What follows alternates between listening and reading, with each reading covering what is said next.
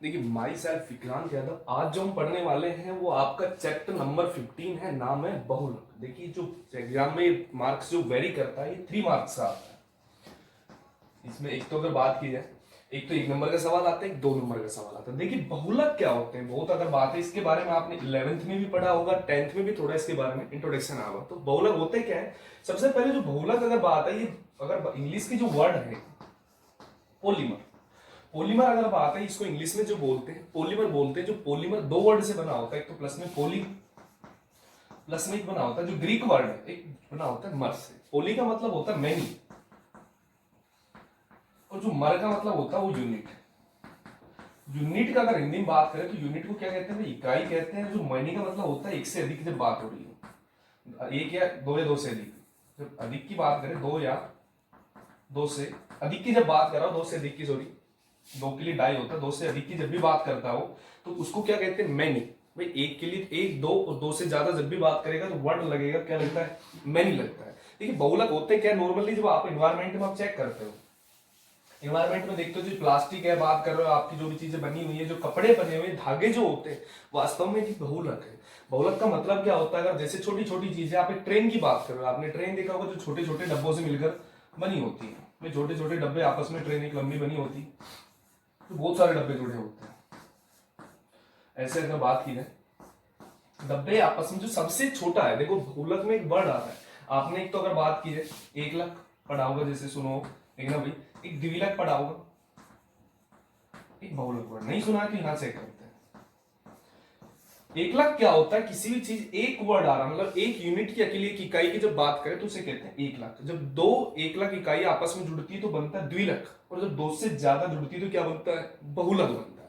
Simple सोचना। ऐसे जब आप ट्रेन बात कर रहे हो, ट्रेन में एक से ज्यादा इकाइयां जुड़ी हुई है, भाई एक अगर अकेली इकाई को क्या बोलेंगे, भाई इस इकाई को क्या बोलेंगे, 1 लाख। ये भी 1 लाख इकाई है। मतलब अकेली जो एक इकाई होती है, सबसे छोटा जो भाग होता है, वो सारी क्या होती है भाई, 1 लाख इकाइयां होती है। ये भी आपका 1 लाख है, ये भी 1 लाख है।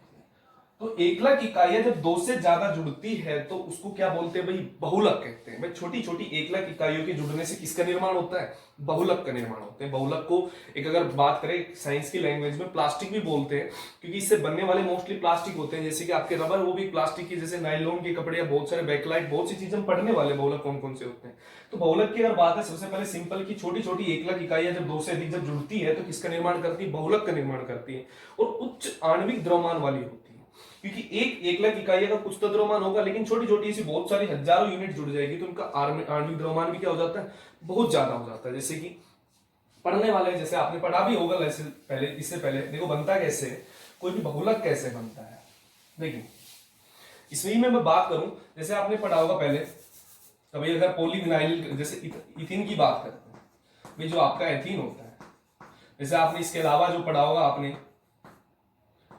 आपने जो पढ़ा होगा एक्रिलोनाइट्राल भी देखा होगा। इसके अलावा जैसे आपने polyvinyl chloride, sorry vinyl chloride भी आपने पढ़ा होगा, या आपने इसके अलावा अगर बात करें स्टाइरिन जो पढ़ा होगा C6H5, या आपने, ये तो इनकी एक छोटी यूनिट है। इससे अगर जब एक यूनिट अकेली यूनिट है, ये भी एक 1 लाख इकाई है।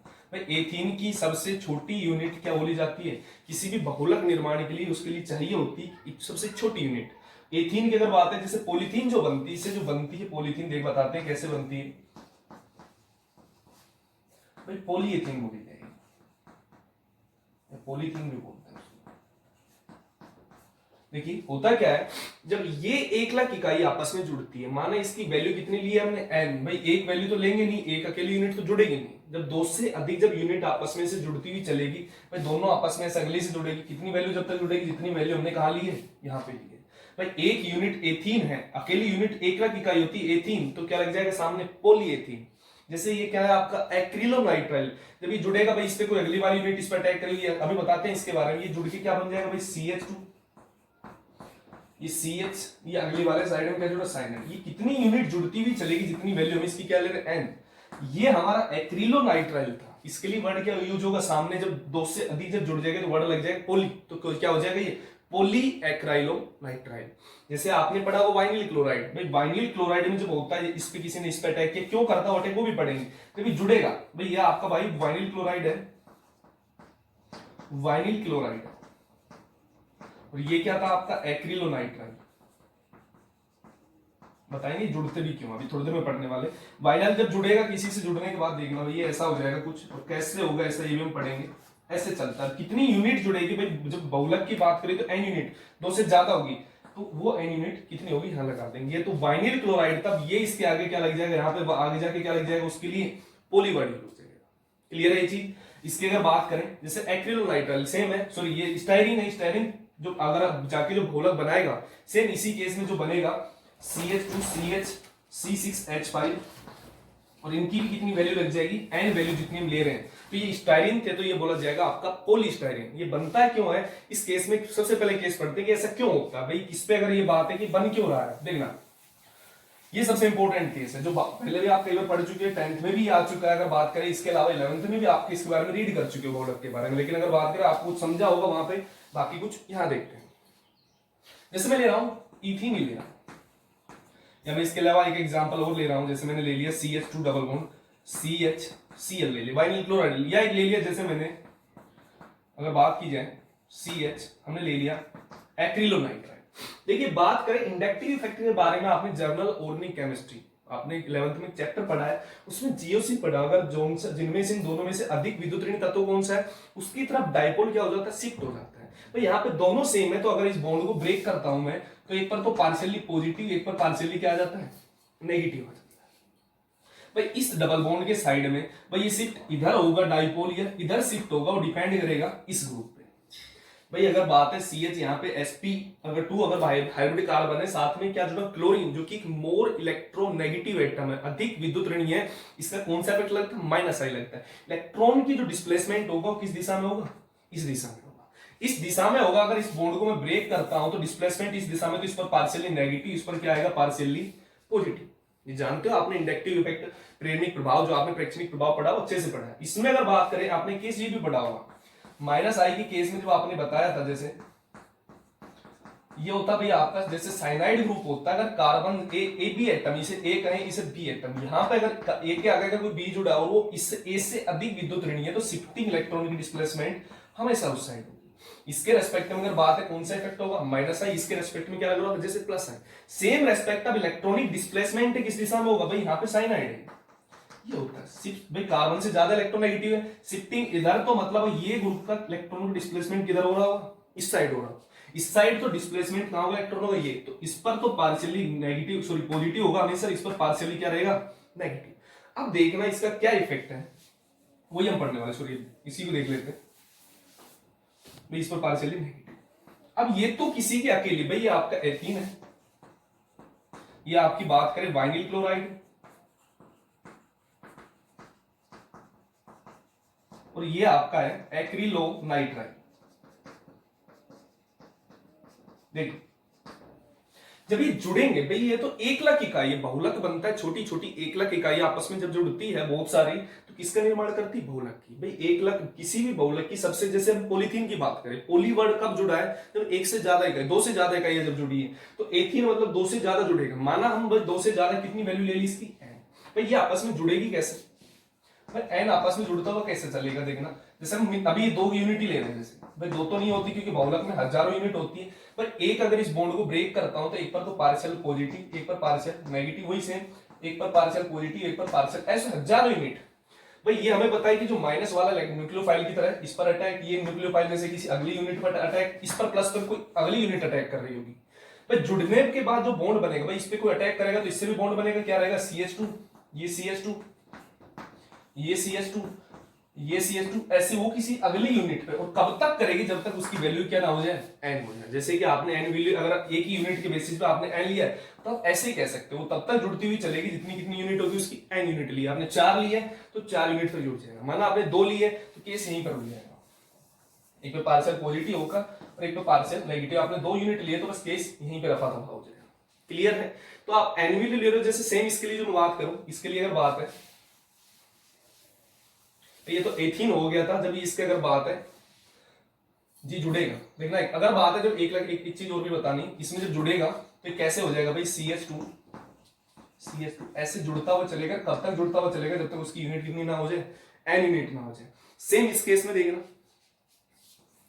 भाई अगर अगर एक से ज्यादा यूनिट लिए तो भाई एक तो प्लस एक माइनस, किसी दूसरी यूनिट मतलब इसकी दूसरी यूनिट माना मैंने ये ले ली CH2 CHCl। देखना CHCl की अगर बात करें तो इसका जो बहुलक होगा ये वाली कहानी हो जाएगी। अगर बात है इसके अगर पार्शियली पॉजिटिव पार्शियली नेगेटिव, इसका पार्शियली नेगेटिव वाले क्योंकि एक से ज्यादा यूनिट n यूनिट ले रहे हो तो उसके नेगेटिव वाला पार्ट अगली 1,00,000 इकाई के किसके पॉजिटिव वाली पर अटैक करेगा। नेगेटिव वाला पार्ट अगले वाले पर अटैक करके ऐसे जुड़ रहा होगा, ये पॉजिटिव वाला किसी नेगेटिव वाले से जुड़ रहा होगा। ऐसे कंटिन्यूअस चलेगा, कब तक चलेगा जब तक इसकी वैल्यू क्या ना हो जाए, n ना हो जाए। अगली जो वैल्यू है एक्रिलोनाइट्राइल, सेम भाई इसके जो नेगेटिव वाला पार्ट इसके अगली वाली यूनिट में देखना, ऐसे में बात कर रहा हूं CH2 double bond CH CN, इसके पीछे कोई यूनिट ऐसे भी हजारों की संख्या में जुड़ रही होगी CH2 डबल बॉन्ड CH और CN। भाई ये पार्शियली पॉजिटिव है, ये नेगेटिव है, ये पार्शियली पॉजिटिव है, पार्शियली नेगेटिव। टूटता है तो इस पर हमें पता माइनस, इस पर क्या हो जाता है प्लस, इस पर इसे ब्रेक करते तो माइनस, ये क्या हो जाएगा प्लस, इसको भी ब्रेक करते तो इस पर माइनस और इस पर क्या होगा प्लस। वो तो इंडक्टिव इफेक्ट आपको पता है, इलेक्ट्रिक प्रभाव नेगेटिव लगता है, ये बॉन्ड का जो डिस्प्लेसमेंट होता है वो आपको देख लिया। तो ये वाला माइनस इसके प्लस पर, ये वाला इसके प्लस पर, ऐसे ये वाला माइनस किसी अगले वाले के प्लस पर कंटिन्यू चलेगा। तो 1,00,000 इकाई की यूनिट कैसे हो जाएगी, एक अकेले यूनिट कैसे हो जाएगी, जैसे हम बात कर रहे हैं एक यूनिट कैसे दी भाई, ये वाली पिछले वाली यूनिट से जुड़ रहा होगा CH2, उसके बाद क्या होगा CH, और CH से क्या जुड़ा हुआ CN जुड़ा हुआ। ऐसे कंटिन्यू तब तक चलेगा जब तक इसकी यूनिट हमने कितनी ले रखी n यूनिट में। ये एक्रिलोनाइट्राइल तो वर्ड अगर बात है बहुलक के लिए क्या लग जाएगा पोली लग जाएगा, पोली एक्राइलोनाइट्राइल बोला जाएगा। क्लियर है ये चीज। अब बात करते हैं इसके बाद इसका वर्गीकरण करते हैं। वर्गीकरण इंपॉर्टेंट है, देखिए वर्गीकरण कैसे होगा। ये जो पढ़ रहे हैं ये है बहुलिक का वर्गीकरण, वेरी इंपॉर्टेंट है। थोड़ा सा इसमें अगर इसे एक बार ग्राफ को अच्छे से स्क्रीनशॉट लेके पहले तो समझना है इसको, अगर सारा का सारा वर्गीकरण इसी में अंदर आ जाता है। देखिए एक एक को समझते हैं। जो पहला वर्गीकरण है वो स्रोतों के आधार पे, मतलब बहुलक किन स्रोतों से हम पाए जाते हैं, कैसे ग्रहण करते हैं, स्रोतों के आधार पर वर्गीकरण है। दूसरा जो आपका है एकलकों के आधार पर, भाई जो एकलक किसे कहते हैं, बहुलक की सबसे जो छोटी इकाई होती है एकलक, वो सेम हो या अलग अलग हो, उनके आधार पर जो वर्गीकरण होता है वो किनके आधार पर है, एकलकों के आधार पर। तीसरा है संरचना के आधार पर, भाई 1,00,000 इकाइयां किसी भी बहुलक में कैसे जुड़ी है, वो रेखित अवस्था में है या साखित में है, त्रियक मतलब बताएंगे भी कौन सी अवस्था में। अलग अलग संरचना के आधार पर जो वर्गीकरण वो किनका बहुलक होगा। अगला जो है बहुलकों के तापमान के व्यवहार के आधार पर, जो बहुलक है वो तापमान के प्रति कैसे दृढ़ है, सुगठ्य मतलब ताप में बनाने पर वो स्ट्रॉन्ग हो जाते हैं, वीक हो जाते हैं, या सॉफ्ट हो जाते हैं, हार्ड हो जाते हैं, उन बेसिस पे जो वर्गीकरण है वो इसमें पढ़ते हैं। अगला है आणविक बलों के आधार पर, भाई जो बहुलक में 1,00,000 इकाइयां जुड़ी है वो मजबूत अंतराणविक बलों से जुड़ी है या दुर्बल से जुड़ी है, वो किसमें पढ़ेंगे, इस वाले वर्गीकरण। और सबसे लास्ट वाला है बहुलकीकरण के आधार पर। बहुलकीकरण क्या होता है, 1,00,000 इकाइयां आपस में जुड़कर जब बहुलक का निर्माण करती है तो उसको क्या कहते हैं, बहुलकीकरण कहते हैं। तो कैसे जुड़ती है, अगर आपस में अगर दो सेम यूनिट या अलग अलग यूनिट आपस में ओनली जुड़कर कोई बहुलक बन रहा है तो बहुलकीकरण किसमें आता है, योगज में। संगनन में क्या होता है, संगनन बहुलकीकरण वेरी इंपॉर्टेंट है, उसमें जब दो यूनिट जुड़ती है तो जुड़ने के बाद जो बहुलक बनता है उसके साथ कोई तीसरी यूनिट निकल रही होती है, चाहे जल का अणु निकल रहा हो, चाहे अमोनिया का निकल रहा हो, या बात करें किसका कोई अल्कोहल, कोई ना कोई अणु साथ में निष्कासित होता है, वो पढ़ते हैं संगनन में, जो पढ़ने वाले हैं। पहली बात करते हैं स्रोतों के आधार पर। पहला है प्राकृतिक बहुलक, मतलब बहुलक किन किन स्रोतों से पाए जाते हैं। प्राकृतिक में बात करें चाहे प्लांट से हो, या अगर बात है किसी अगर जंतु से अगर पाए जाने वाला कोई बहुलक है, जैसे कि अगर मानव में जो होता है आपके न्यूक्लिक अम्ल डीएनए और आरएनए, जो छोटी छोटी पॉलीन्यूक्लियोटाइड अगर बात श्रृंखला से जुड़े होते हैं, छोटी छोटी उसमें 1,00,000 इकाइयां मतलब छोटी छोटी की यूनिट आपस में न्यूक्लिक अम्ल का निर्माण करती है। क्योंकि आप पढ़ोगे आगे एक चैप्टर आपका बायोमोलिक्यूल जैव अणु, उसमें पढ़ने भी वाले हैं, न्यूक्लिक अम्ल अच्छे से पढ़ेंगे, अच्छे से समझ में आएगा। तो प्राकृतिक बहुलक वो होते हैं जो प्रकृति से पाए जाते हैं, जो मानव में या जंतु या किसी भी आप पादपों के द्वारा हम जो प्राप्त करते हैं, कौन से बहुलक होते हैं, प्राकृतिक बहुलक कहते हैं। जैसे एग्जांपल बात करें प्राकृतिक रबड़ बात करते हैं। दूसरा होता है संश्लेषित, संश्लेषित मैन मेड पॉलीमर बहुलक, या मानव निर्मित बहुलक भी बोले जाते हैं। तो मानव निर्मित मतलब मानव के द्वारा जो बनाए जाते हैं, संश्लेषित किए जाते हैं, संश्लेषित जो लेबोरेटरी में बनाए जाते हैं, प्रयोगशाला में बनाए जाते हैं मानव द्वारा, कौन से बोले जाते हैं, संश्लेषित बहुलक। अब आते हैं अर्ध संश्लेषित। अर्ध मतलब बात बीच की प्रक्रिया आ गई, ना तो प्राकृतिक रहेगा ना ही संश्लेषित, मतलब ऐसे बहुलक जो प्रकृति से पाए तो जाते हैं लेकिन कुछ मानव द्वारा उनमें कुछ सुधार किया जाता है, उनकी कुछ रासायनिक परिवर्तन करके कुछ नए तरीके से बनाए जाते हैं, वो किसमें आते हैं, अर्ध संश्लेषित बहुलक में आते हैं। क्लियर हो गए। अगली बात पे आते हैं 1,00,000 के आधार पर, मतलब 1,00,000 के आधार पर कोई भी बहुलक जो बनता है वो छोटी छोटी 1,00,000 इकाइयों से जुड़ के बनता है। ध्यान से सुनना, अगर छोटी छोटी जो इकाइयां वो एक ही प्रकार की, भाई छोटी छोटी अगर 1,00,000 इकाइयां सारी एक ही प्रकार की है तो उनसे बनने वाला जो बहुलक बोला जाएगा वो सम बहुलक बोला जाएगा। क्लियर? बात है जो छोटी छोटी इकाइयां वो अलग अलग प्रकार की है भाई, एक से ज्यादा प्रकार की एकलिक इकाइयों से अगर कोई बहुलक का निर्माण हो रहा है तो उस बहुलक को बोलेंगे विषम बहुलक या सह बहुलक। देखना कंफ्यूज यहां बन जाता सम और सह में, एग्जाम में इसी तरीके से पूछा जाता है। सम बहुलक वो होते हैं जिसमें एक ही प्रकार की एकलिकाई आपस में जुड़कर किसका निर्माण करती है, बहुलक का। विषम के केस में क्या होता है, जब एक से अधिक प्रकार की इकाई आपस में जुड़कर जिस बहुलक का निर्माण करे उस प्रक्रिया को क्या कहते हैं, विषम बहुलीकरण या सह बहुलक बोलते हैं। क्लियर है चीज? उसके बाद है संरचना के आधार पर जो एकलक इकाइयों की जो संरचना होती है वो कई प्रकार से हो सकती है। एक तो परत बाय परत अगर बात है, ऐसी श्रृंखला की भाई एकलक इकाइयां ऐसे श्रृंखला में जुड़ी हो, ऐसे श्रृंखला में बात नहीं करें, सीधी चैन के रूप में जा रही हो, एक लेयर एक परत के रूप में ऐसे बनी हुई होती है रेखित टाइप की। उसकी संरचना बात करें, जो इकाइयां उसमें जो बहुलक इकाइयां आपस में जुड़ रही होती है ऐसे रेखित शाखा के रूप में जुड़ती हुई जा रही है, वो किन में आते हैं, रेखित। दूसरे आते हैं साकित। इसमें क्या होता है, एक सीधी लंबी बहुलक इकाई कैसे होती है, साथ में जो एकलक इकाई है साइड में भी जुड़ रही होती है, ऐसे साइड में भी जुड़ती हुई ऐसे चलती है, वो किन में पड़ते हैं, साकित बहुलक कहलाते हैं। तीसरा होता है त्रियक जाल। त्रियक जाल जिनमें पाए जाते हैं मजबूत होते हैं। त्रियक जाल मतलब क्या होता है, इसमें एकलक इकाई ऐसे बिल्कुल रेखित की तरह है और उनके बीच में कुछ त्रियक बंध पाए जाते हैं, जाल बन जाता है, जिससे उसकी प्रत्यास्थता पे बड़ा इफेक्ट पड़ता है, मजबूत होता है। जैसे बैकलाइट होती है उसमें एकलक इकाइयां जो आपस में श्रृंखला में जुड़ती है उनके बीच में त्रियक बंध या बंध बन जाते हैं, त्रियक जाल बनाते हैं जो बहुत मजबूत होते हैं। जिनमें त्रियक जाल पाए जाते हैं, अभी इसमें थोड़ी देर में पढ़ने वाले ताप दृढ़ और सुगट्टे में बड़ा इफेक्ट पड़ेगा। जो ताप दृढ़ होते हैं उनमें त्रियक जाल होते हैं, वो बहुत मजबूत होते हैं। तो इनमें शाखा के बाद रेखित में जो अगर बात करें, जो श्रृंखला में बहुलक इकाइयां जो ऐसे श्रृंखला में होती है, इसमें साकित में क्या होता है, एक श्रृंखला ऐसे लंबी जिसमें साइड में भी मोनो अगर एकलक इकाई ऐसे जुड़ती हुई चल रही है, और त्रियक के बीच में त्रियक जाल वाला त्रियक जाल बहुलक जो होते हैं उनमें से श्रृंखला होती है तथा बीच में उनमें क्या पाए जाते हैं, त्रियक बंध पाए जाते हैं। क्लियर?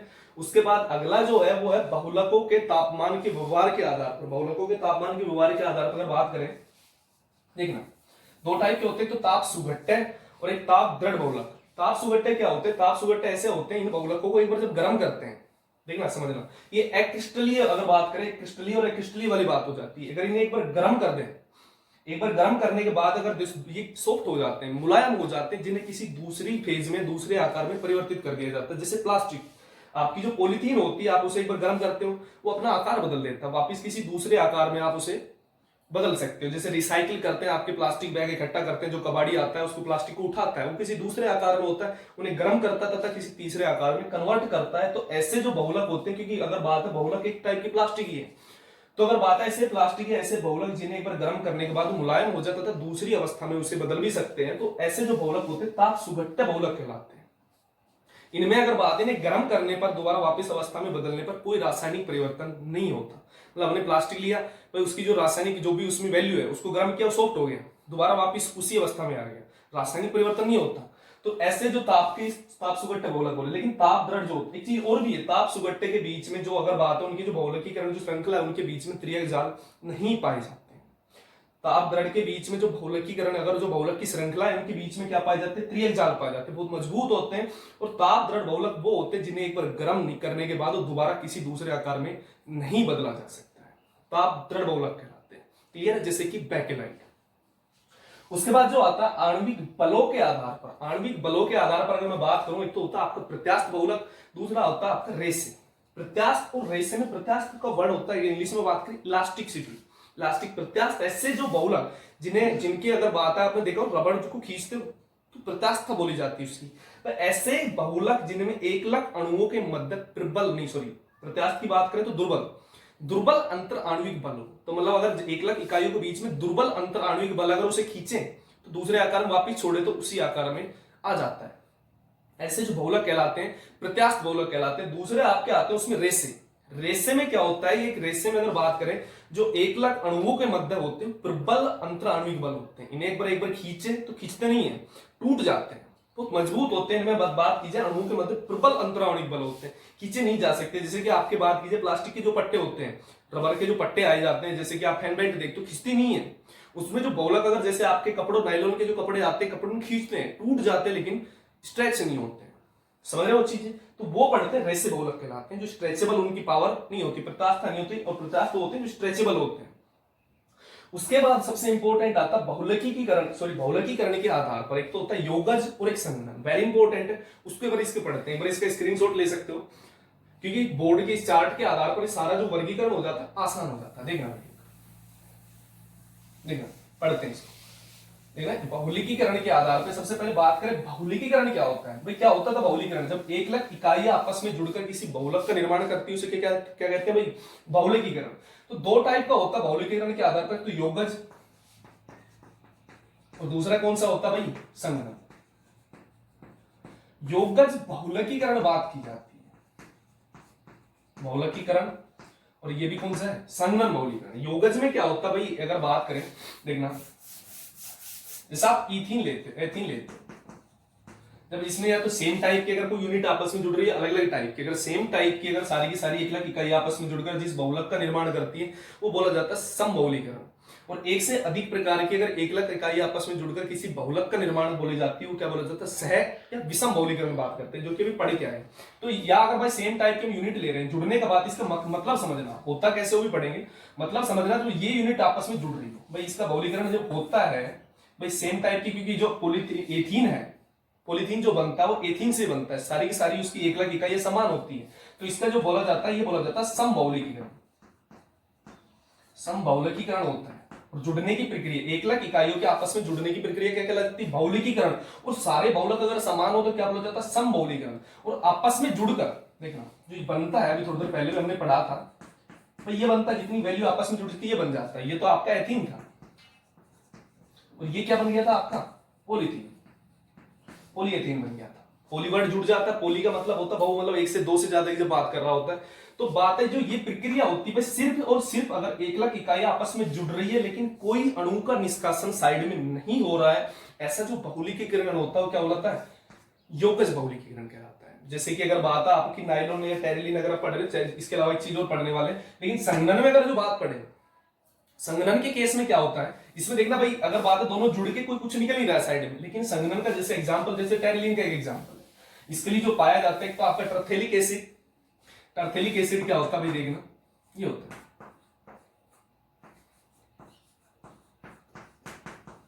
ये होता है टर्थेलिक। इसके साथ जो एथिलीन ग्लाइकोल जो ली जाती है, एथिलीन ग्लाइकोल जो आपकी होती है ये वाली CH2 टेरिलिन बनता है इसके बहुत। तो ये देखो अब इसमें एक चीज देखना भाई, ये एक एकलक इकाई है, ये भी एक एकलक इकाई है, इससे जो जुड़े के क्या बनेगा? बहुलक। तो ये दोनों एकलक इकाई, टर्थेलिक एसिड है, ये आपका एथिलीन ग्लाइकोल है। दोनों एकलक इकाइयां भाई समान है या अलग अलग है? भाई इनसे जुड़ के हमें कोई जो बहुलक बना रहे हैं, भाई बहुलक तो बना रहे हैं, लेकिन जब दोनों एकलक इकाइयां समान हो तो क्या समबहुलक वाली प्रक्रिया होती है। लेकिन दोनों एकलक या दो से जो भी अलग अलग प्रकार के अगर एकलक इकाई आपस में जुड़कर जिस बहुलक का निर्माण करती है उसके लिए विषम या सह बहुलक कहते हैं। तो आपस में जुड़ने की प्रक्रिया क्या कहलाती है? अलग अलग जुड़ रहे तो नाम आ जाएगा विषम, और अलग जुड़ने की जो प्रक्रिया क्या बोली जाएगी? बहुलकीकरण। ये बात होगी। तो लेकिन बात हम यहाँ पर सम या विषम की नहीं हो रही, बात हो रही योगज और संगणन की। योगज और संगणन, योगज में क्या हो रहा था? दोनों अणु जुड़ के सीधा तीसरा बन रहा था, कोई साथ में तीसरा अणु निष्कासित नहीं हो रहा था। लेकिन इस केस में अगर मैं बात करूं, इसको ऊपर ही लिख देता हूं, विषम बहुलीकरण जो होगा, मैं इसको ऊपर की तरफ ही लिख रहा हूं, सॉरी। इसमें क्या होता है, जैसे कि अगर बात है कि हमें पता है कार्बोक्सिलिक एसिड एसिडिक बिहेवियर और एल्कोहलिक बेसिक, मतलब अगर बात है एक तो अगर एसिडिक नेचर शो कर रहा हो तो एक साथ में बेसिक नेचर शो कर रहा हो। अगर OH ग्रुप रिमूव कर रहा है तो ये करेगा H ग्रुप रिमूव करेगा। एक का OH यहां से नेगेटिव जाएगा इसमें प्लस, एक पर H पॉजिटिव जाएगा तो माइनस, आपस में प्लस माइनस जुड़ेंगे, कोई ना कोई मॉलिक्यूल रिमूव होगा। ऐसे ही एक यूनिट से हमें पता है कि दो यूनिट से तो बहुलक नहीं बनेगा, ऐसे बहुत सारे यूनिट, एक इसकी जुड़ रही होगी, फिर एक इसकी, फिर एक इसकी आएगी, फिर एक उसकी। ऐसे जैसे कि बात है एल्कोहल से, तो एल्कोहल इस वाले इथाइलिन ग्लाइकोल से क्या निकला? OH, मतलब अगले ग्रुप से जुड़ेगा तो इसके साथ क्या निकल चुका होगा? इसका OH। इससे अगर ये पिछले वाले इथाइलिन ग्लाइकोल से क्या निकाल रहा होगा? H। निकलने के बाद भाई जुड़ के अगर बात है, यहां से H गया OH और यहाँ पे CH2 O के बीच में क्या बन गया? बॉन्ड। ऐसे पिछली वाली यूनिट से जुड़ेगा भाई, जुड़ गया तो H पिछली वाली यूनिट के साथ चला जाएगा, इसके बाद बचा O, ये एजिटी, और यहां से क्या गया H प्लस, और बचा क्या? O, OH और OH क्या निकल जाएगा? H2O, और डायरेक्ट किससे जुड़ जाएगा भाई? CH2 से, ये भी CH2 से। ऐसे ये OH किसी अगले वाली जो टर्थेलिक एसिड की यूनिट के साथ निकल रहा होगा। माना इसकी यूनिट भी आपने N लिए, इसकी भी N यूनिट लिए, तो ये कितनी यूनिट जुड़ती रहेगी? जब तक N यूनिट, और साथ में क्या निकल जाएगा? NH2। साथ में क्या निकल रहा है? देखो H प्लस और OH माइनस क्या निकल रहा है? H2O। भाई दोनों एकलक इकाइयां जुड़कर बना तो बहुलक है टेरिलिन जो है, इसके अलावा कुछ अणु भी निकला है, बस यही कहानी है। संघनन बहुलकीकरण क्यों क्या होता है, जब एकलक इकाइयां जुड़ती है तो कुछ ना कुछ अणु का निष्कासन होता है। तो ऐसा जो बहुलीकरण बोला जाता है, कौन सा बहुलीकरण कहलाता है, संघनन बहुलीकरण। और ऐसा बहुलीकरण सिर्फ जिसमें दोनों एकलक इकाइयां आपस में जुड़ती है, सिर्फ कौन सी, किसमें बात करते हैं, योगज बहुलक में। ये प्रक्रिया कैसे होती है ये इसके अभी पढ़ने वाले हैं, जो हम पढ़ेंगे इसकी जो अभी मेथड ऑफ प्रिपरेशन, अगर कैसे बनाने की जो प्रक्रिया है अभी पढ़ेंगे इसके बहुलीकरण की। तो ये क्लियर है भाई। एक बार अगर आपको ये चीजें समझ में नहीं है तो वीडियो रिवर्स करके एक बार इसको रिवाइज दोबारा देख सकते हैं।